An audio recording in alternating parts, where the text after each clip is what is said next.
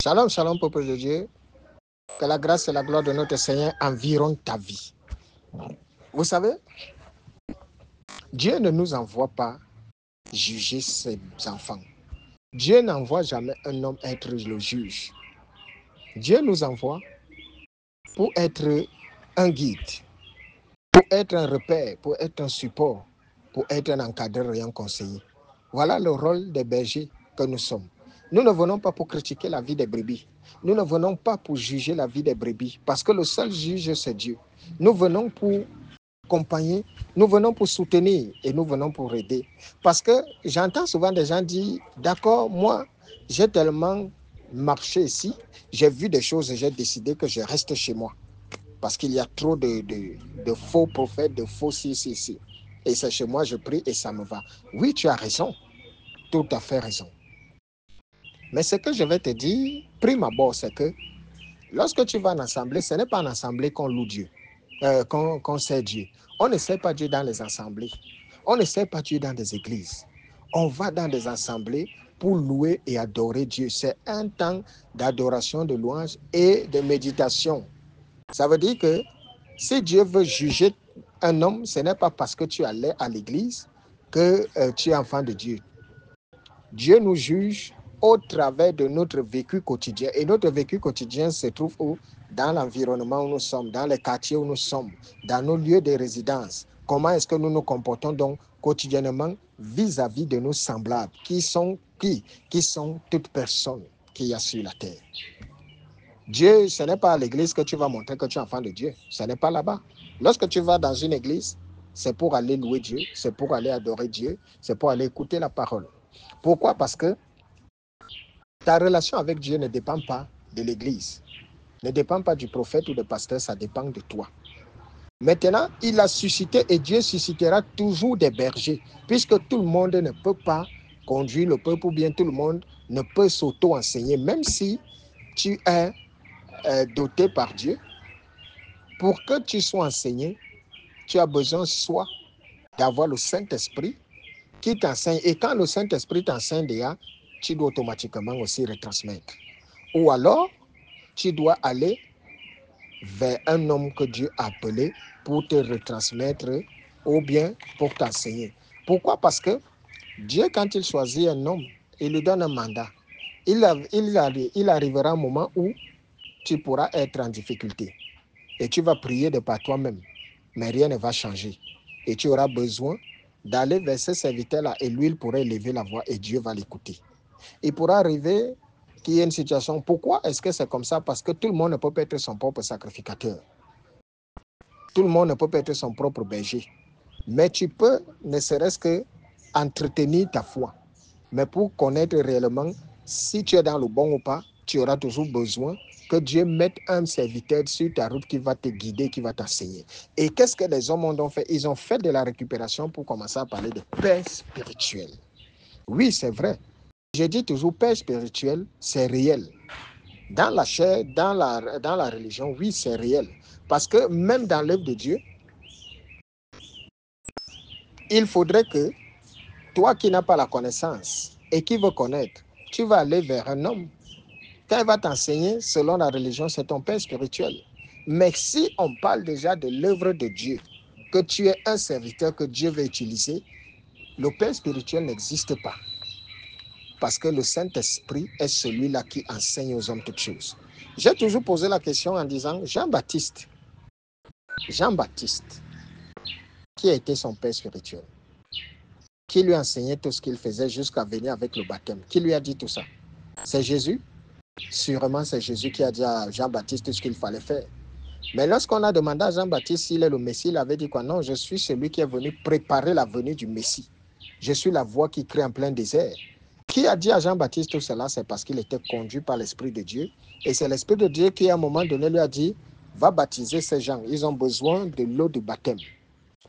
Tout ça, ce n'est pas un homme qui a enseigné à Jean-Baptiste, c'est Dieu. Alors Jean-Baptiste, quand tu es appelé à retransmettre au peuple de Dieu, Dieu doit te parler. Parce que le pupitre, il y a la confusion et la contradiction. Il faut faire attention. Mais quand tu es un simple brebis, simple fidèle, alors oui, tu ne pourras pas faire des efforts par toi-même. Il y a des endroits où il y a des situations où tu seras limite et tu auras besoin d'un homme ou un de Dieu. Alors aujourd'hui, je viens te parler d'un fait divers, d'un fait réel. La Bible, les Saintes Écritures, réalité ou mythe. Les Saintes Écritures, réalité ou mythe.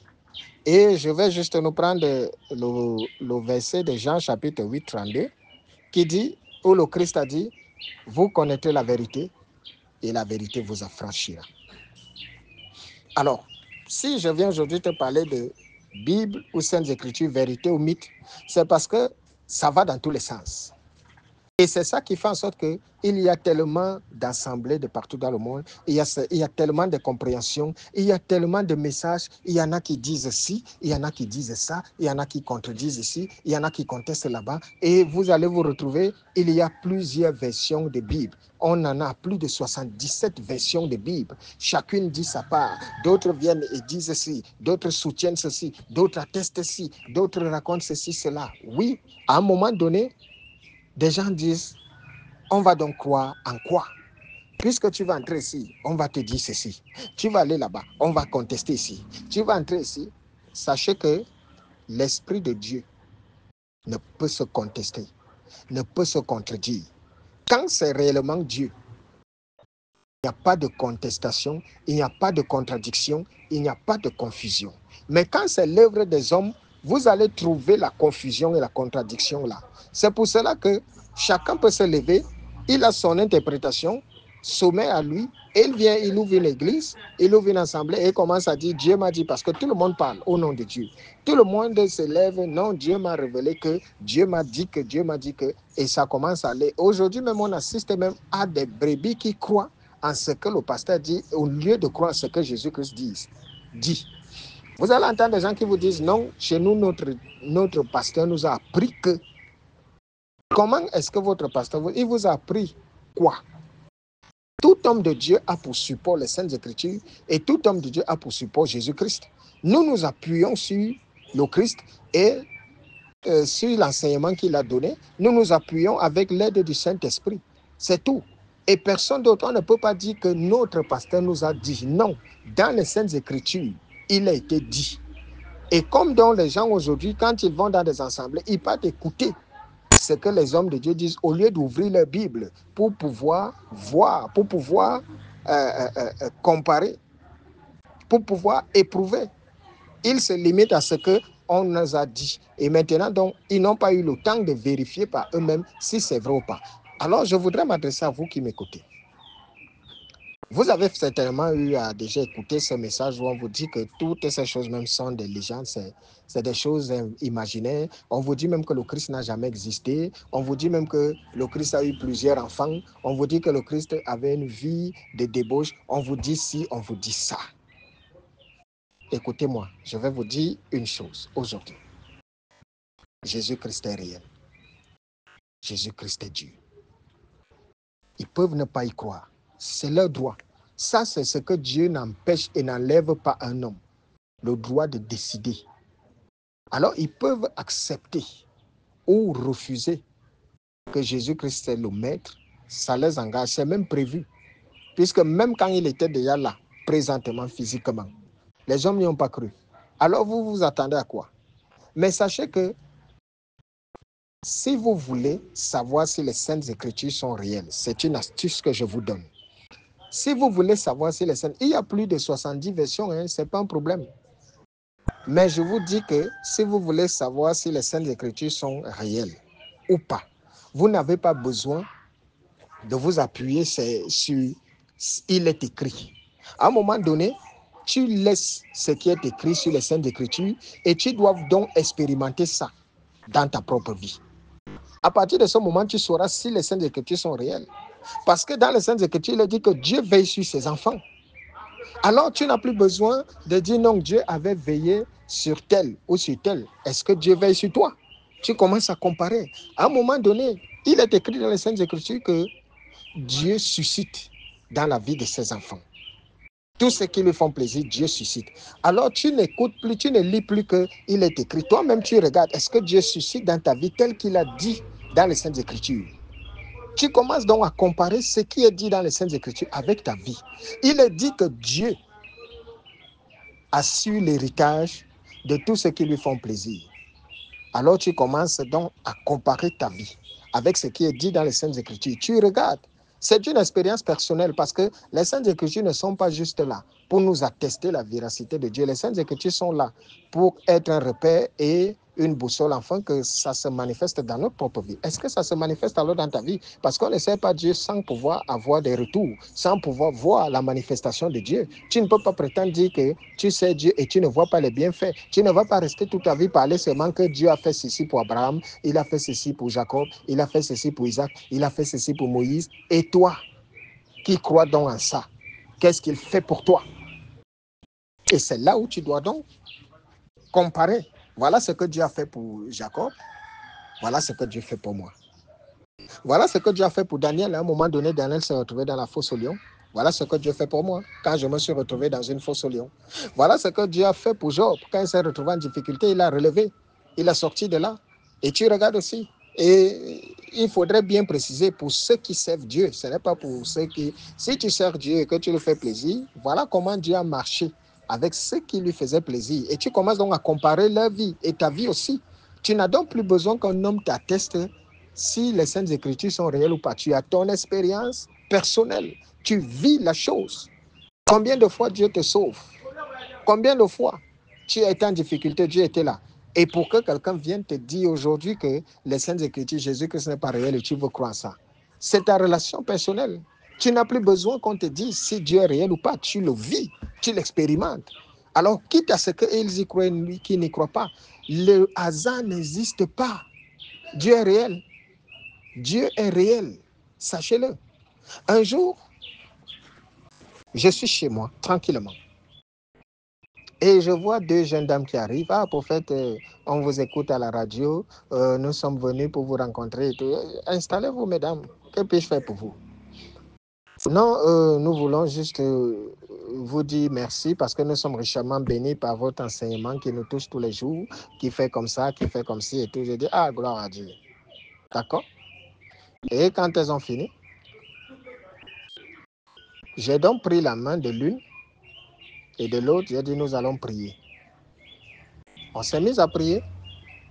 J'ai simplement prié en disant, Seigneur, je te rends grâce pour tes servantes que tu as conduits ici. Bénis leur vie, comme tu as dit que tu veilles sur tes enfants du départ à l'aller, que ta grâce les accompagne. Je n'avais même pas fini de dire Amen. La jeune dame est tombée. Elle a commencé à manifester. J'ai eu le réflexe de prendre mon téléphone et de filmer. Elle a fait 1 heure de temps en transe. Une voix lui parlait au travers d'elle. Et la voix s'était identifiée, elle s'était présentée en me disant elle est sa grand-mère. D'accord? Et quand elle revient en elle, elle est à même le sol. Elle me demande, je fais quoi au sol? Elle était étourdie, toute surprise. Je lui ai dit, tu te souviens de rien? Elle dit non. Alors je lui dis, je la fais asseoir, je lui dis, regarde, je prends la vidéo, je lui montre ce qui venait de se passer. Elle a commencé à pleurer, elle me dit, prophète, je suis possédée. Elle dit, tu ne fréquentes pas des hommes de Dieu. Elle dit, si. Elle dit, mais tu n'es jamais tombé quelque part. Elle dit, jamais. Je lui dis, ne comment ça? Elle dit, je vous dis, prophète. Elle a pleuré à chaudes larmes. Elle me dit, donc je suis possédée. Je vis comme ça depuis, je ne sais pas. Je lui dis, eh bien, sache que Dieu donc révèle. Et qu'est-ce qui se passe? Elle disparaît. Et puis un matin, elle m'appelle, elle me dit, ah, prophète, on m'a parlé d'une religion là, j'ai été enseigné là-bas, ils sont venus, ils m'ont dit que Jésus-Christ n'existe pas. Donc, que tout ça, c'est des inventions et tout, donc je suis un peu confuse et tout. Je lui ai dit, d'accord, mais lorsque tu es venu me rendre visite, tu m'as vu faire des incantations pour que tu tombes. Je priais juste et tu t'es rendu compte que tu es possédé, non? Elle dit, oui, prophète. Je dis, ben, tu penses que je l'ai fait avec la puissance de qui, si ce n'est Jésus-Christ? Alors, je lui ai demandé, tu penses que lorsque nous prions là, tu es tombé en transe, c'est avec le pouvoir de qui, si ce n'est le Saint-Esprit, si ce n'est Dieu? Quand tu es tombé, c'est l'Esprit de Dieu, c'est le Seigneur Jésus-Christ qui m'a appelé. Alors, si on t'a dit après ça, et tu me dis que tu as déjà été à gauche, à droite et tout ça, jamais cette manifestation ne s'est produite, et qu'aujourd'hui tu viens de me dire que On t'a dit que Jésus, c'est des choses inventées, tout ça. Pourquoi Satan seulement le jour où tu viens d'être exposé, que tu as une possession en toi, que tu racontes cette histoire-là? Elle m'a dit, je suis confuse, je vais un peu aller aussi explorer ce pan-là et puis je verrai. Il lui a dit, bonne chance. Elle a disparu comme ça et puis 3 semaines après, 1 mois par là, elle me recontacte un jour, pour fait, désolé, est-ce que je peux vous rencontrer parce que là, je lui ai dit non, tu ne pourras plus me rencontrer. Dieu n'est pas votre camarade. Tu es venu ici, tu avais un souci la première fois de ta vie, que tu saches que tu as une possession, tu es tombé, il y a la vidéo que j'ai. Mais tu trouves quand même à dire qu'on t'a dit que Jésus-Christ, c'est des légendes, c'est des choses, c'est des hérésies.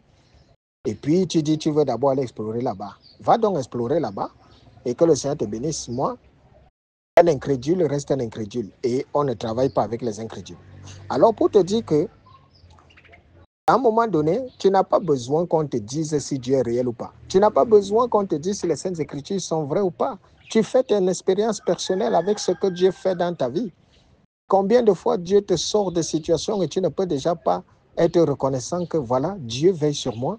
Voilà le souffle de vie. Tout ce que tu ne peux accomplir par toi-même est une grâce. Tu es en santé, c'est la grâce de Dieu. Tu es vivant, c'est la grâce. Tu as un boulot, c'est la grâce. Parce que toi, ce que tu as, c'est une grâce. Et tu prends ça pour acquis, mais pourtant plusieurs personnes. Il y a des gens qui sont malades et qui ne veulent que cette santé-là. Il y a des gens qui n'ont pas de boulot, mais qui ne demandent qu'avoir un emploi. Il y a des gens qui ont des situations, mais toi, Dieu t'épargne de tout cela. Et tu vas encore vouloir que quelqu'un d'autre vienne te convaincre que Jésus-Christ n'est pas réel.